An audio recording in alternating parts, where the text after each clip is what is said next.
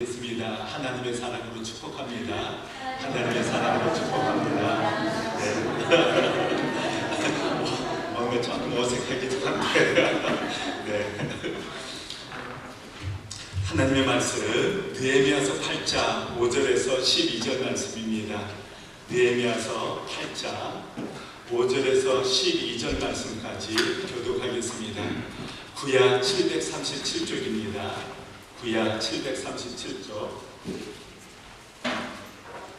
느헤미야서 8장 5절에서 12절 말씀까지 하나님의 말씀을 경외하는 마음으로 다 같이 일어서셔서 교독하도록 하겠습니다. 느헤미야서 8장 5절입니다. 에스라가 모든 백성 위에 서서 그들 목전에 책을 펴니 책을 펼 때에 모든 백성이 일어서니라. 모든 백성이 손을 들고 하나님하고 응답하고 몸을 굽혀 얼굴을 땅에 두고 여호와께 예수아와 바니와 세레바와 야민과 압굽과 샤부데와 호디아와 마아세야와 그라디와 아사랴와 요사박과 하난과 블라이어와 레위 사람들은 백성이 제자리에 서 있는 동안 그들에게 율법을 깨닫게 하였는데 하나님의 율법책을 낭독하고 그 뜻을 해석하여 백성의 그 낭독한 것을 다 깨닫게 하니 백성이 율법의 말씀을 듣고 다 우는지라. 총독 느헤미야와 제사장 겸 학사 에스라와 백성을 가르치는 레위 사람들이 모든 백성에게 이르기를 오늘은 너희 하나님 여호와의 성일이니 슬퍼하지 말며 울지 말라 하고 느헤미야가 또 그들에게 이르기를 너희는 가서 살찐 것을 먹고 단 것을 마시되 준비하지 못한 자에게는 나눠주라. 이 날은 우리 주의 성일이니 근심하지 말라. 여호와로 인하여 기뻐하는 것이 너희의 힘이라 하고 레위 사람들도 모든 백성을 정숙하게 하여 이르기를 오늘은 성일이니 마땅히 조용하고 근심하지 말라 하니 모든 백성이 곧 가서 먹고 마시며 나누어주고 그들에게 전하니 이는 그들이 그 여호와 들려준 말을 밝히게 합니다. 아멘. 찬송해 주십시오. 주전 586년도에 바빌론 제국 느부갓네살 왕에 의해서 예루살렘 성전 그리고 예루살렘 성벽이 초토화됩니다.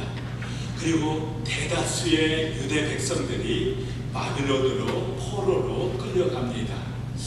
그곳에서 주전 539년까지 바빌론 치하에서 포로 생활을 했었는데 예레미야 선지자를 통해서 예언한 말씀대로 주전 539년에 바빌론 제국이 페르시아 제국에 의해서 정복을 당하고 주전 538년도에 고레스 왕이 유대 사람들에게 예루살렘으로 돌아가라. 그리고 하나님의 성전을 재건하도록 분부합니다. 이스라엘 백성들은 스룹바벨의 리더십하에 예루살렘에 돌아와서 성전을 건축하기 시작합니다. 그 해가 주전 538년도였습니다. 그런데 사마리아 사람, 암몬 사람, 그리고 아라비아 사람들이 방해를 했기 때문에 위협을 가했기 때문에 주전 520년도까지 성전을 재건하지 못했습니다. 그러나 학계 선지자 스가랴 선지자를 통해서 다시 한번 용기와 믿음을 심어주고 이스라엘 백성들 하여금 성전을 재건시켜 나가도록 독려를 합니다. 그 하나님의 말씀에 순종함으로 주전 516년도에 성전이 완공되고 하나님께 다시 예배를 회복시켜 나갔습니다. 그럼에도 불구하고 주전 445년까지 예루살렘 성벽이 재건되지 않았기 때문에 지속적으로 주의 족속들로부터 침략을 당하고 약탈을 당해서 결국 이스라엘 백성들이 정말 주저앉고 고통 가운데 신음하고 있었던 것을 발견하게 됩니다. 예루살렘 성벽이 여전히 훼파되었고 예루살렘에 거주했던 유다 사람들은 희망을 잃고 정말 절망 가운데 주저앉고 있다고 그 그러한 비보를 페르시아 궁전에서 사역하고 있었던 술관원이었던 느헤미야에게 비보로 전달되었습니다. 그 비보를 들은 느헤미야는 약 4개월 동안 하나님 앞에 금식하며 기도하기 시작했습니다. 살아계신 하나님 앞에 우리 민족을 긍휼히 여겨 주십시오. 우리 유다 민족을 불쌍히 여겨 주십시오. 다시 한번 성벽을 재건함으로 말미암아 하나님의 영광이 임재하심을 경험할 수 있도록 하나님께서 도와주십시오. 그리고 느헤미야는 아닥다스 왕에게 다가가서 예루살렘에 돌아가 성벽을 재건할 수 있도록 허락해달라고 간청을 합니다. 그리고 아닥다스 왕은 허락뿐만 아니라 병사들을 동행하도록 하고 또 그적 총독으로 하여금 제목을 지원할 수 있도록 허락을 합니다. 그가 돌아온 후에 희망 없이 주저앉고 있었던 유다 백성들에게 하나님께서 함께 하시고 도우신다. 우리 민족과 우리 후손들을 위해서 다시 한번 일어나 성벽을 재건합시다. 그리고 하나님의 영광의 임재하심을 회복해 나가시다라고 비전을 캐스팅하고 그 느헤미야의 비전 하에 이스라엘 백성들이 다시 용기를 내어 주저앉아 있었던 그 발을 다시 일으켜 세워서 52일 만에 하나님의 도우심으로 또 유다 백성들이 하나님으로 말미암아 성벽 재건에 성공을 하고 오늘 본문 말씀에 나오는 것처럼 하나님의 예배를 회복시켜 나갔던 것을 볼 수가 있습니다. 왜 느헤미야는 그가 페르시아 제국 황제의 궁전에서 가장 파워풀한 위치에 서 있었는데도 불구하고 이 세상의 모든 부귀영화를 누리고 있었는데도 불구하고 그것을 내려놓고 예루살렘에 돌아갔을까요? 죽을 수 있는 그러한 위협적인 상황이었는데도 불구하고 왜 그는 모든 것을 내려놓고 목숨을 걸고 예루살렘에 돌아가서 성벽을 재건해 나갔을까요? 그것은 하나님의 영광의 회복을 위해서였습니다. 하나님의 백성들이 다시 한번 하나님의 백성으로서 정체성을 회복하고 하나님의 영광을 회복하고 하나님 앞에 예배를 드림으로 말미암아 하나님의 은혜, 하나님의 도우심, 하나님의 인재를 경험해서 하나님의 백성으로서의 사명을 감당하고자 하는 그러한 비전, 그러한 기치를 내걸고 느헤미야는 예루살렘에 돌아와서 놀라운 기적적인 화합을 하나님의 영광스러운 사명을 감당하였다라고 성경은 기록하고 있는 것입니다. 이스라엘 백성들이 예루살렘을 떠나 포로로 잡혀갔을 때 정확한 숫자는 모르지만은 그 다윗의 제2차 인구조사에 따르면은 칼을 들 수 있었던 장정이 50만이었습니다. 그렇기 때문에 적어도 남녀 100만, 아이들까지 합하면 250만 내지 300만의 유다 족속들이 바빌론으로 포로로 잡혀간 것입니다. 그리고 세월이 지났습니다. 그런데 하나님께서 느부갓네살 고레스 황제를 통해 예루살렘에 돌아가 다시 성전을 재건하고 성벽을 재건하고 하나님의 영광을 회복시키라는 것입니다. 그때 스룹바벨의 리더십하에 돌아왔던 숫자가 5만에 미치지 못했습니다. 장정이 50만이었는데 돌아온 숫자는 5만에 미치지 못했다는 것입니다. 왜 그랬을까요? 첫째는 바벨론 제국 그 수도가 굉장히 화려한 도시였습니다. 오늘날 미국과 같은 나라가 페르시아 제국, 바벨론 제국입니다. 이제 2, 3대에 걸쳐서 안주할 수 있는 비즈니스나 여러 면에서 안주할 수 있는 그런 여건이 조성되었기 때문에 다시 폐허가 된 예루살렘으로 돌아간다는 것을 굉장한 위험부담을 안고 돌아가야만 했고 또 예루살렘에 돌아가게 되면 주위 족속에 의해서 약탈을 당할 수 있는 가능성이 있기 때문에 주저했던 사람들도 많았을 것입니다. 제사장들마저도 사실 주저했었습니다. 그러나 5만 명이 다시 한번 예루살렘 성전을 재건해서 예배를, 하나님의 백성으로서의 예배를 회복시키겠다는 그러한 열망을 품고 돌아왔습니다. 그러나 막상 그들이 돌아왔을 때 기다리고 있었던 것은 하나님의 도우심, 하나님의 임재하심이 아니라 주의 족속들로부터의 위험, 언제 어떻게 될지 모르는 그런 위험천만한 그러한 상황이 놓여 있었기 때문에 그들의 회방을 위해서 주전 516년까지 예루살렘 성전도 재건을 하지 못했습니다. 그들이 모든 것을 내려놓고 오직 하나님의 뜻을 성취하기 위해서 예루살렘에 돌아왔는데도 불구하고 그들을 기다리고 있었던 것은 편안함이나 안락함이나 하나님의 임재하신 영광이 아니라 폐허가 된 예루살렘, 그리고 이웃 족속들의 위협뿐이었다는 것입니다.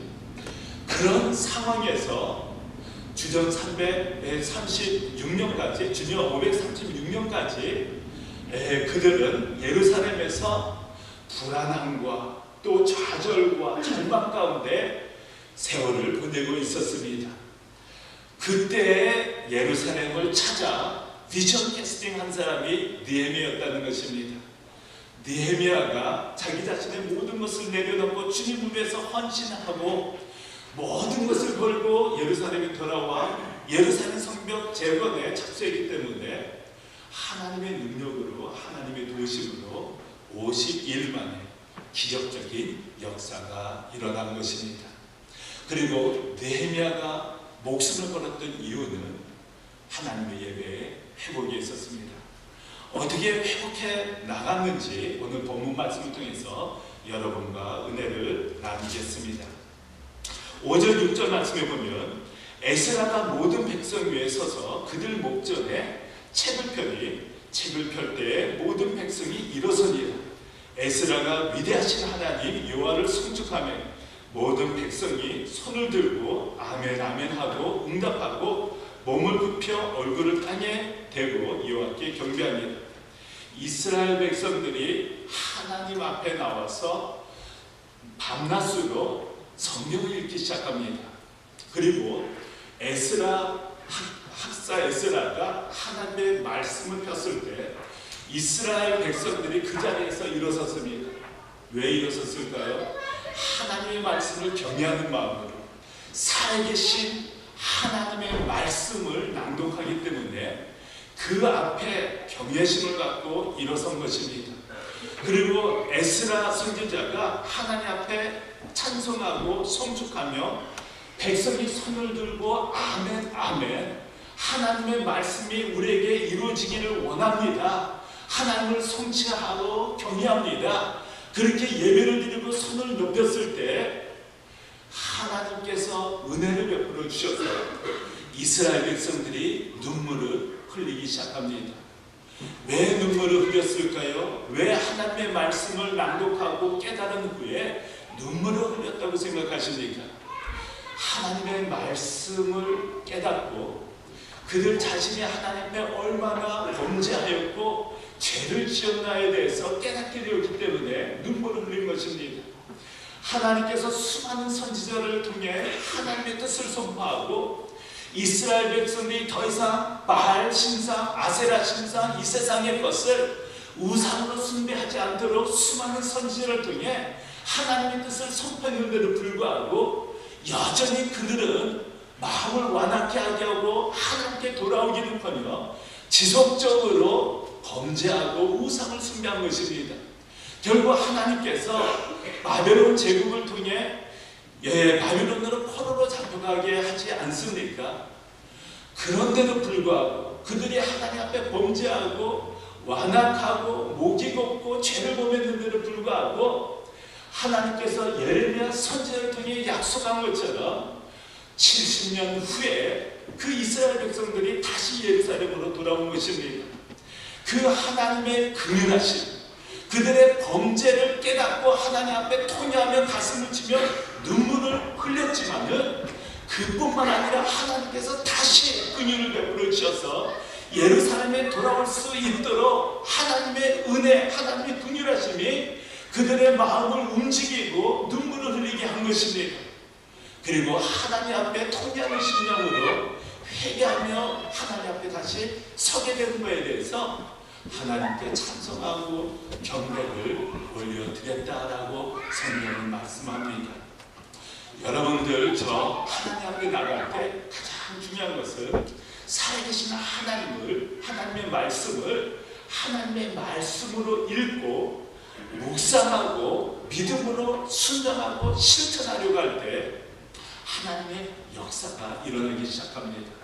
하나님의 말씀을 지식적으로 쌓아 올리는 데 그치는 것이 아니라 그 말씀을 믿음으로 받고 순종하고 지키려고 할 때 하나님의 말씀을 붙들고 하나님 앞에 나아가 기도하면서 하나님의 말씀에 철저히 순종하기 위해, 그렇지 못할 때는 철저히 회개하고 자복하고 하나님 앞에 가슴을 찢고 주님 앞에 말씀을 붙들고 살려고 하는 그러한 의지와 결단이 있게 되면은 성령 하나님께서 그 말씀을 통해 놀라운 기적을 행하시고 변화를 주시고 은혜를 베풀어 주셔서 그리스도 안에서 하나님의 영광이 임재하신 하나님의 도우심, 하나님의 기적을 체험하게 된다는 것입니다. 오늘 본문 말씀과 비슷한 내용을 히브리서 기자는 히브리서 10장 19절에서 25절 말씀까지 이렇게 기록합니다. 히브리서 10장 19절에서 25절 말씀입니다. 신약 363쪽 제가 읽어드리겠습니다.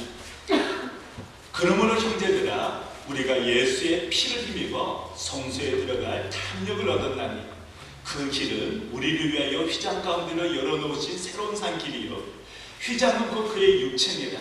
또 하나님의 집 다스리는 큰 제사장이 계심에 우리가 마음의 뿌림을 받아 악한 양심으로부터 벗어나고 몸은 맑은 물로 씻음을 받았으니 참마음과 온전한 믿음으로 하나님께 나아가자.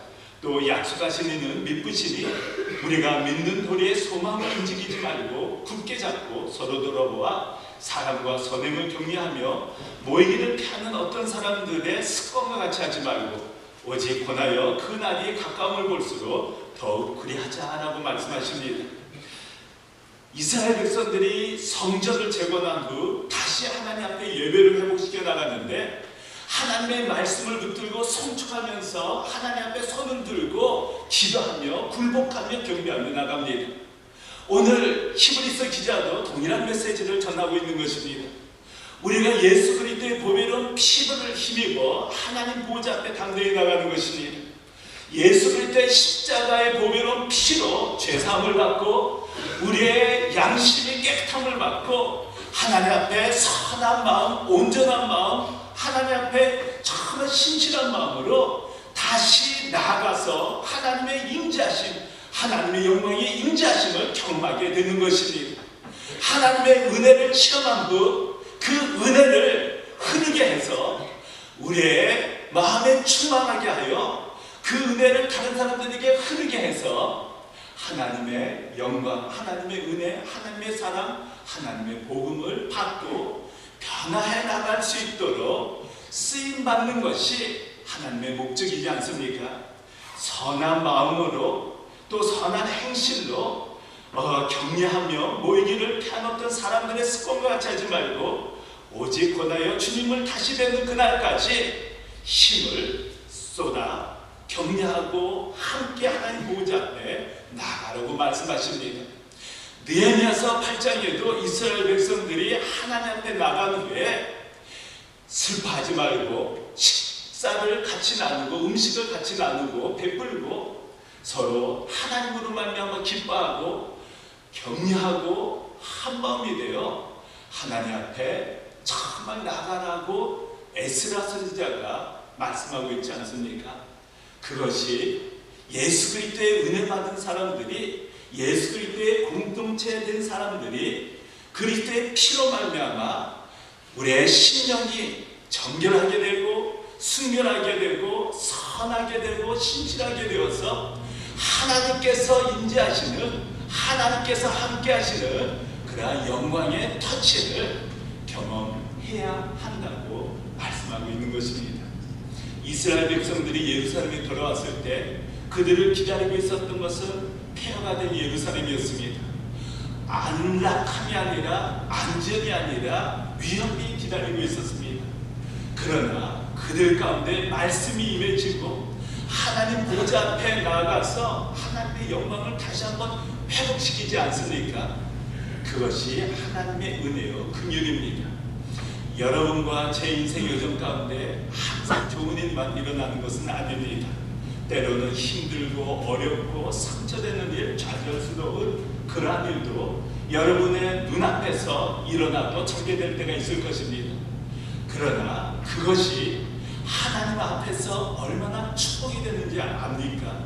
그것이 그리스도 안에서 믿음으로 하나님께 나갈 때, 찬송하고 경배하며 찬송하고 기도하며 나갈 때 하나님의 인자하심을 경험할 수 있는, 하나님께서 함께 하시는 은혜를 경험할 수 있는 축복의 통로가 된다는 것을 말씀하고 있는 것입니다. 로마서 8장 28절 모든 크리스찬들이 마음에 담고 하나님 앞에 기도하며 나갈 때, 예배하며 나갈 때 붙들어야 될 귀한 축복의 약속이 있지 않습니까?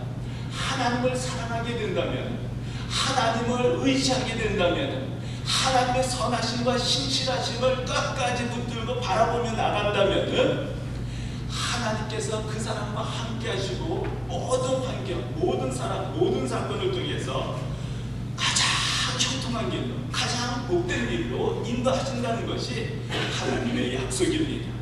그렇기 때문에 범사에 하나님을 찬송하고 범사에 하나님을 의지하고 신뢰하고 믿음으로 나가는 것입니다. 하나님께서 최선의 길로 인도하기 때문에, 하나님께서 영광스러운 길로 인도하시기 때문에 우리는 주님의 그 손길에 의탁하면 되는 것입니다. 다만 조건이 있지 않습니까? 하나님을 사랑하고 경외하는 겁니다. 하나님을 하나님으로 인정하고 하나님께서 이 역사를 주관하고 계시고 이 모든 일들이 주님의 손 아래서 진행된다는 것을 믿고 감사하고 찬송하고 믿음으로 하나님께 기도하며 나가는 것입니다. 하나님께서 여러분의 인생을 책임지신다고 말씀하고 계시고 그 신실하신 하나님이 여러분의 하나님 아버지시다라고 말씀하고 있는 것입니다. 왜 아버지라고 부르라고 말씀하셨을까요? 하나님께서 자녀된 여러분들을 주님께서 책임지시고 함께 하시고 지켜주시고 인도하신다는 것입니다. 그리고 로마서 8장 29절에는 그 모든 과정을 통해서 그리스도의 형상을 따라 빚어지는 주님을 닮아가도록 하는 것이 주님의 목적이기 때문에 우리는 범사에 하나님께 감사하고 주님을 의지하며 나가는 것입니다. 그런데 많은 크리스찬들이 하나님으로 말미암아 기뻐하지 아니하고 하나님께서 허락하시는 것으로 기뻐할 때가 많지 않습니까? 제가 유튜브를 통해서 동영상을 하나 보게 되었습니다. 이 할로윈 때 아이들이 집집마다 다니면서 캔디를 모읍니다. 그런데 그 다음날 이 부모가 그 아이들에게 너희들이 어제 하루 종일 모았던 그 캔디를 아빠 엄마가 너무 배가 고파서 다 먹었다라고 말했더니 그 반응을 동영상으로 찍는 것입니다. 어떤 아이는 막 울기 시작합니다. 엄마 그럴 수 없습니다. 어떻게 그럴 수 있습니까? 다시 내놓으라고 눈물을 흘려가면서 화를 벌컥 내면서 자기 방으로 들어갑니다. 또 어떤 아이는 You young lady 어떻게 그럴 수 있느냐? 지금부터 당신을 엄마라고 생각하지 않겠다. 심지어 그런 말까지 하는 아이들도 있었습니다. 어떤 아이는 너무 충격을 받아서 그 자리에 들어누운 아이도 있고 움직이지를 않는 것입니다. 너무 충격이 심하다고. 그 모습을 봤을 때, 그들의 말을 봤을 때 씁쓸한 마음이 들었습니다. 부모들은 아이들을 위해서 최선을 다하는데도 불구하고 아이들은 그 캔디 아빠 엄마가 다 먹었다고 해서 당신 지금부터 내 엄마 아빠가 아니라고, 그리고 울부짖으면서 다시 내놓으라고까지 하는 그 아이들의 모습을 보고 그것이 오늘날 크리스찬들의 모습이 아닌가라고 생각되어집니다. 하나님께서 은혜를